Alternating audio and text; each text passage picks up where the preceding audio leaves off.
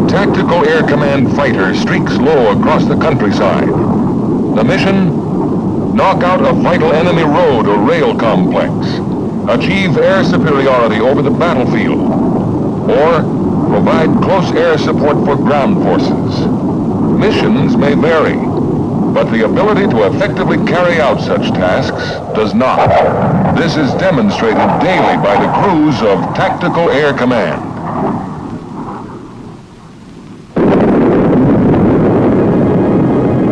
The backbone, the big punch of the Tactical Air Command is made up of these 3 Century Series strike aircraft. All can deliver nuclear or non-nuclear weapons.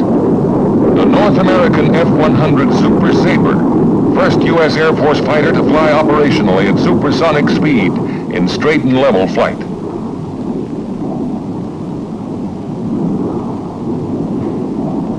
The Lockheed F-104 Starfighter, commonly referred to as the missile with a man in it, is a Mach 2 fighter.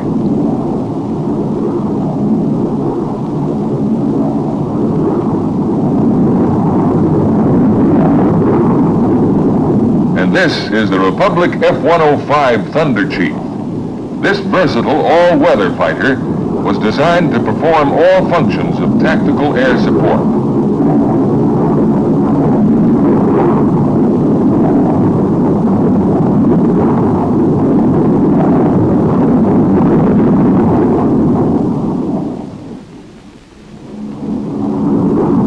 Since TAC's mission calls for global mobility, all of the strike aircraft must be air refuelable.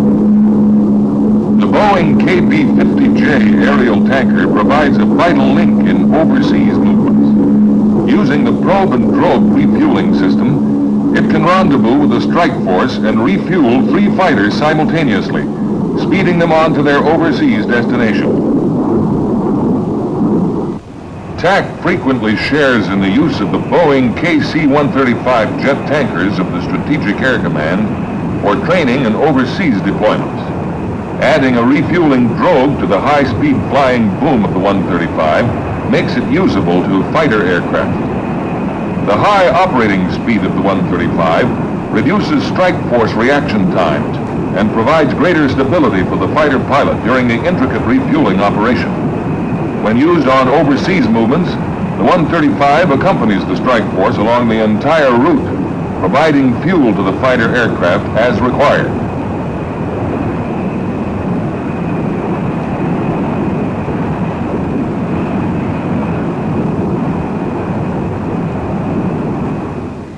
The versatility of the command's first-line fighters is demonstrated in the following sequences as the wide variety of missions assigned to TAC unfold.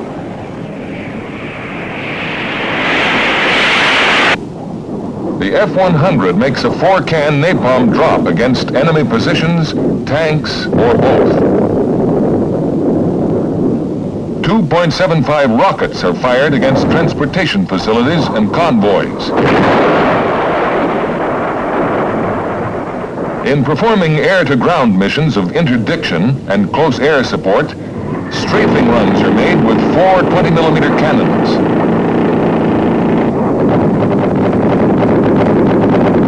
And dive bombing sorties are flown against road networks, troop concentrations, and supply areas.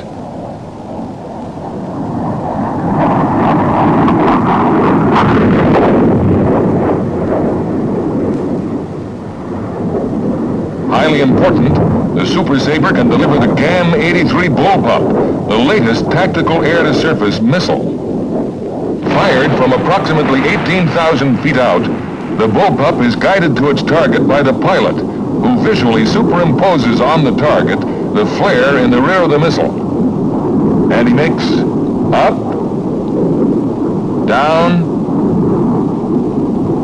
right, or left corrections from the cockpit until the bullpup strikes the target. Such simplicity in guidance is producing greater accuracy and reliability than has ever been experienced in air-to-surface missiles. The F-104 another of the Century Series fighters in the TAC inventory. The Starfighter can strafe enemy positions with its Vulcan 20mm cannon, capable of firing 6,000 rounds per minute.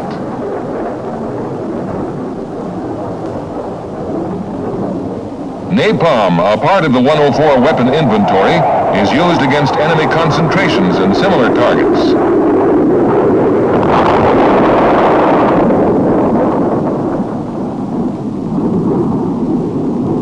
In the air superiority role, the F-104 employs the GAR-8 Sidewinder against enemy aircraft.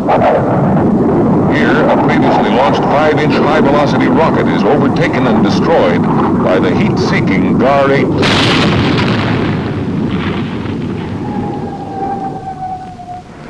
The F-105, a one-man airplane capable of Mach 2 speeds, can carry weapons internally and externally.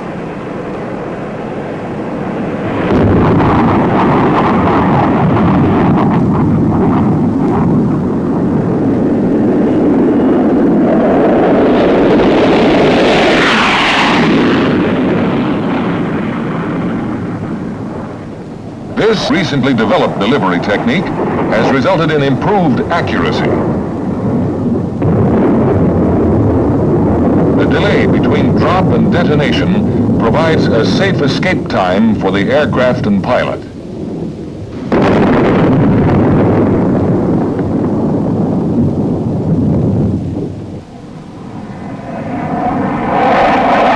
105 also delivers its punch on enemy targets by dive bombing.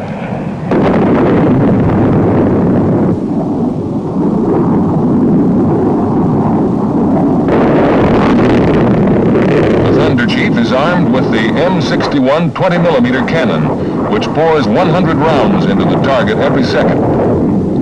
Napalm is also a part of the 105's weapon arsenal.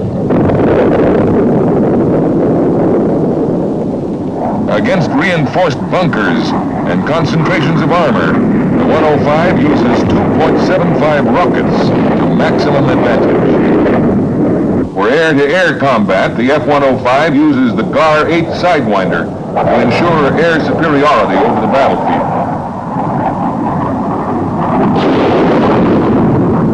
Here, a direct hit is scored on a Mach 2 target drone. For immediate modernization and augmentation of its primary strike aircraft, TAC has selected this McDonnell F-110A as having the best capability of in-production aircraft for the complete tactical air mission. A reconnaissance version, the RF-110, will also be added to TAC's combat posture.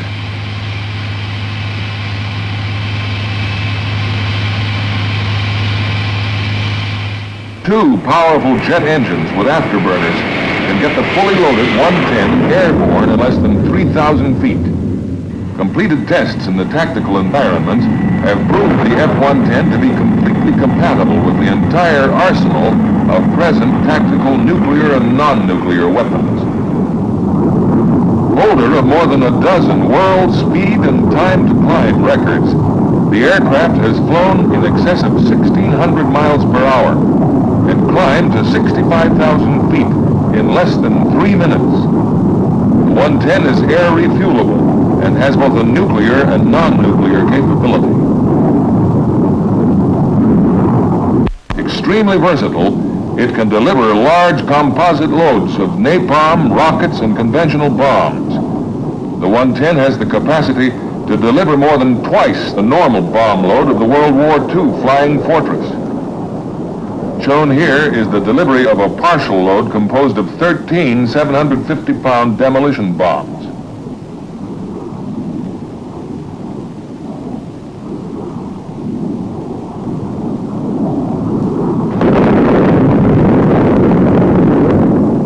The 110's delivery capability, coupled with the ability to take off or land in less than 3,000 feet, prove this aircraft to be a valuable asset to TAC's growing family of aircraft for its global mission. Tactical reconnaissance is a vital segment of TAC's combat mission. It provides visual, photographic, and electronic information concerning the activity of friendly and enemy forces. Long-range bomber and fighter reconnaissance aircraft are presently used in this role.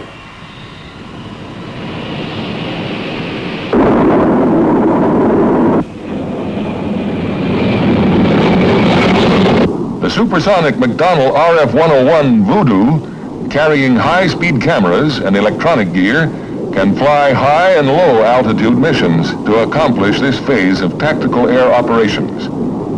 It is air refuelable, and it's an integral part of the TAC Strike Force.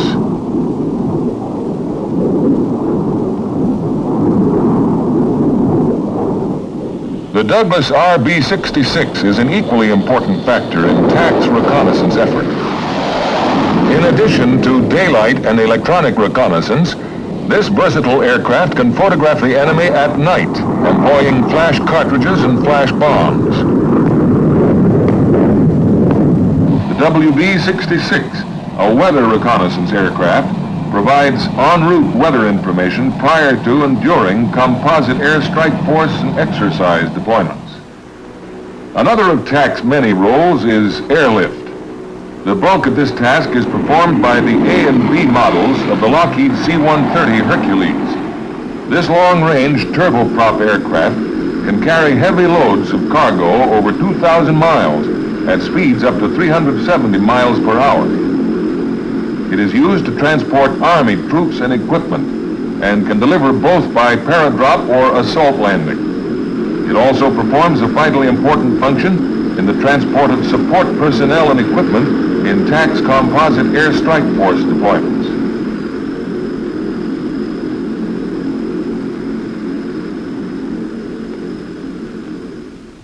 Now making its entry into TAC's airlift fleet is an improved model of this reliable transport, the C-130E.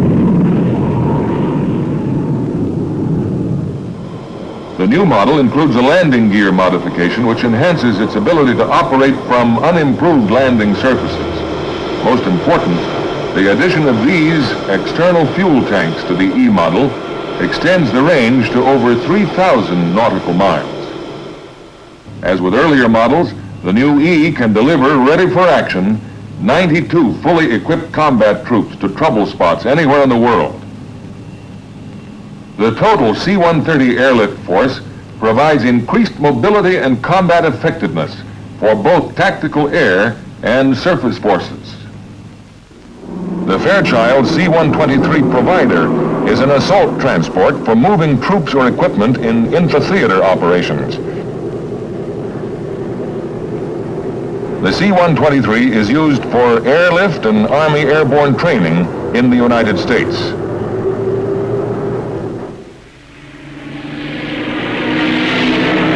In addition to the troop carrier and reconnaissance missions, there are three classic functions of tactical air.